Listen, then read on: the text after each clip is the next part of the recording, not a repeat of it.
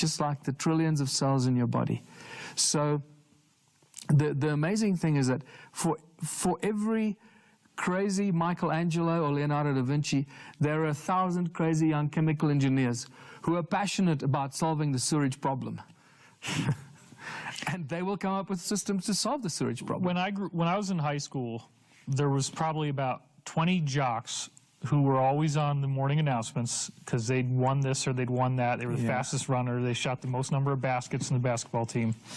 And then there was maybe 10 or 15 eggheads who kept winning all these academic things. Yeah. That's the only folks you ever heard about. Yeah. Everybody else, hundreds and hundreds of kids, all marginalized, never got any recognition, never got their name on the announcements. Yeah. How do you avoid cliques and you know, good old boy clubs where the same thing starts to happen and just a few names are getting all the attention? We've got to go back to most of the questions that people ask about how will this work.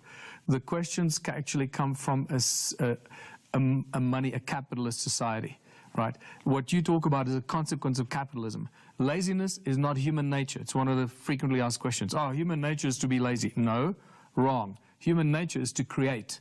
Is to give expression to your divine, that talent that you're born with. And that gets beaten out of us in the school system. So when you change a schooling system, which obviously we're going to have to do completely, we're not going to have a schooling system the way we have today. This is an indoctrination, brainwashing, manipulation, prison camps that we send our children to. Yeah. So that's I couldn't have put it better myself. That's going to change dramatically.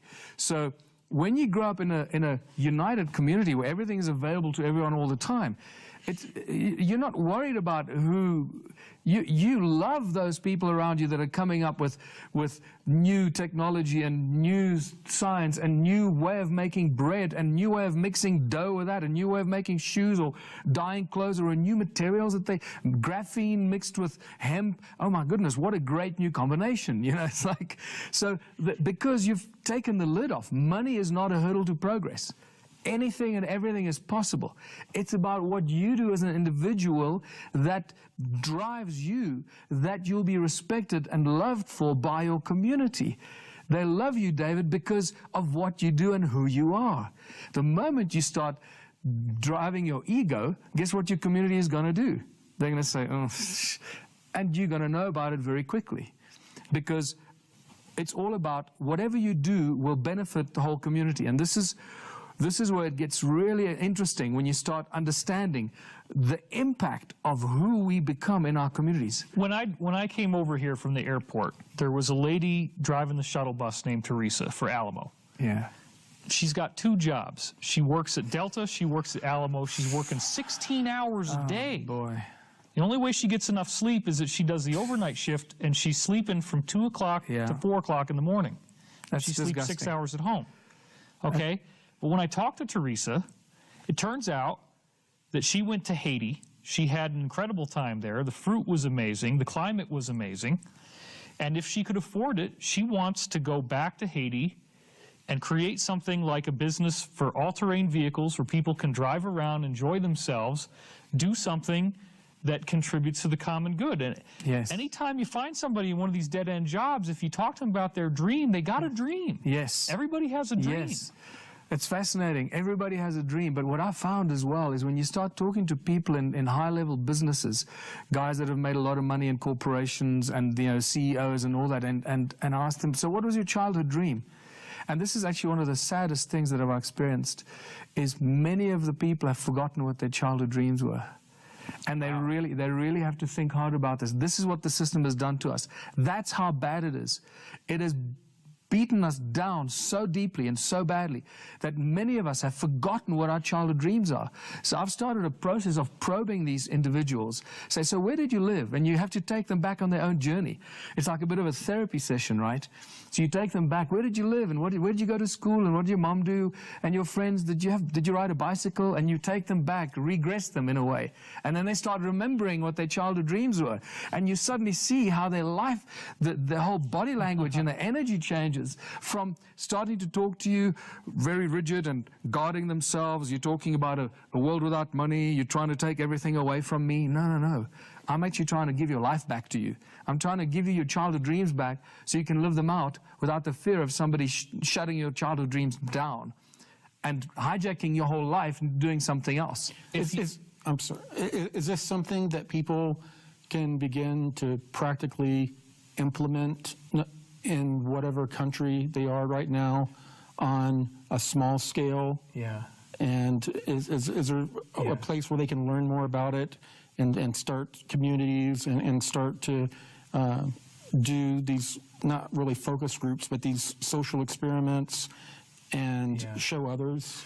Well, Corey, thanks for bringing that up, because it comes back to the implementation. How do we do this? Proof of concept. Proof of concept is critical, but this brings me back to what happens in community projects. First of all, to set up a community project costs money, right? So we need money to set up community projects, and trust me, I've tried with the limited amount of income that I make to set up these community projects in my town, and we've set them up.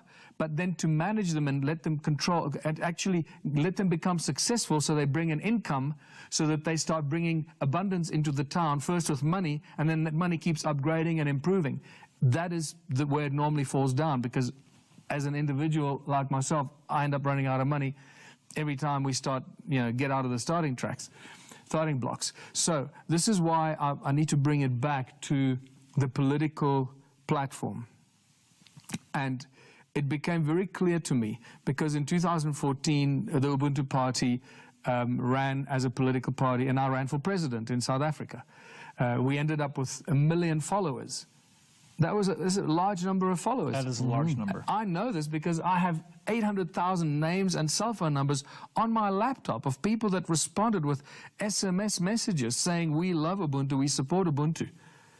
So wow. I'm not just making this number up. I can show this, right? What's the total population of South Africa? Well, it's about 55 million, about 20 million voters. So we had about 1 million followers into the elections.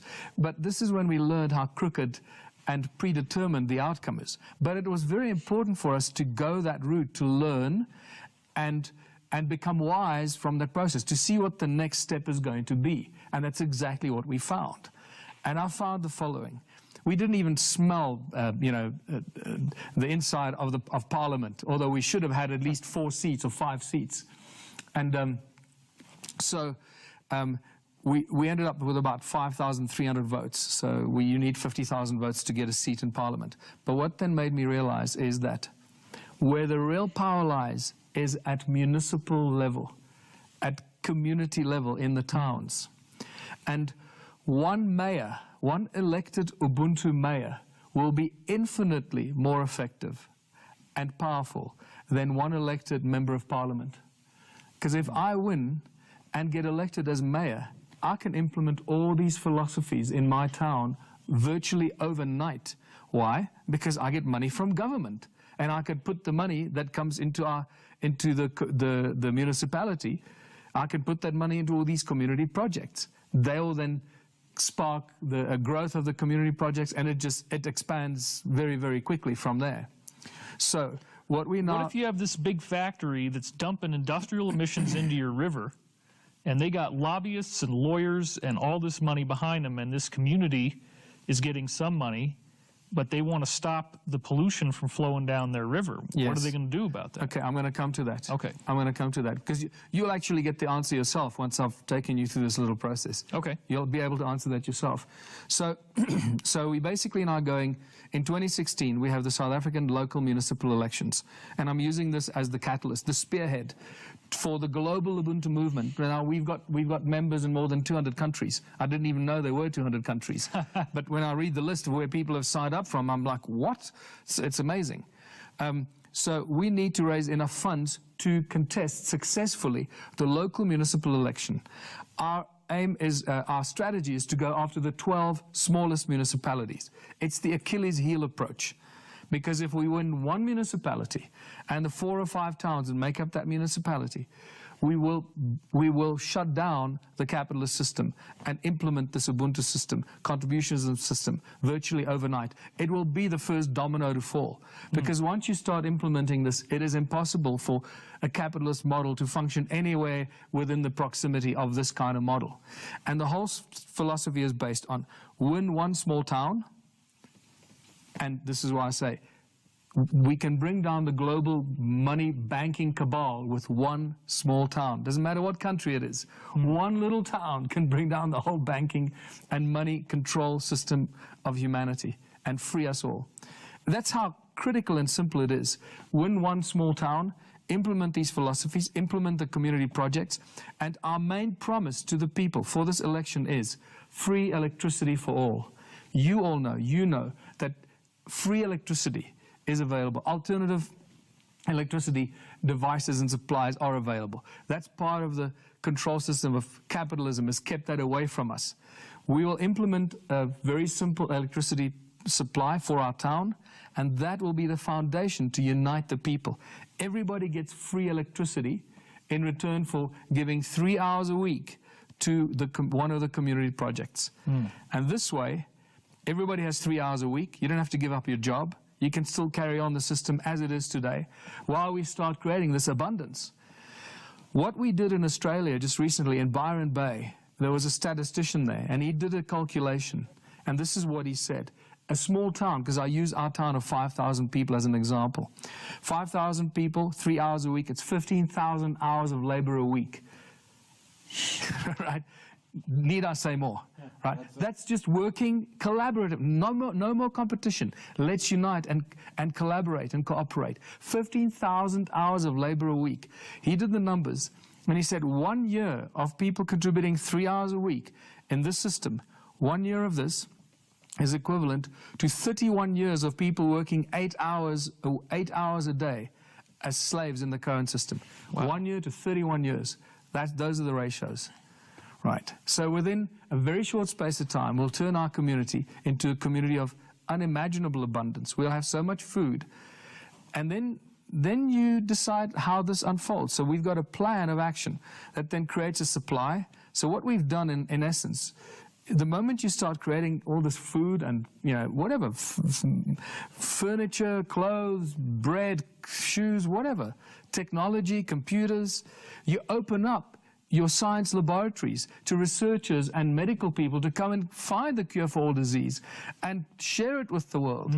So you invite the scientists to develop ways to get rid of the pollution in the river, right? So there's your answer for how are you going to deal with the pollution. You know that we can deal with the nuclear fallout within a week if you get the right minds in there, right?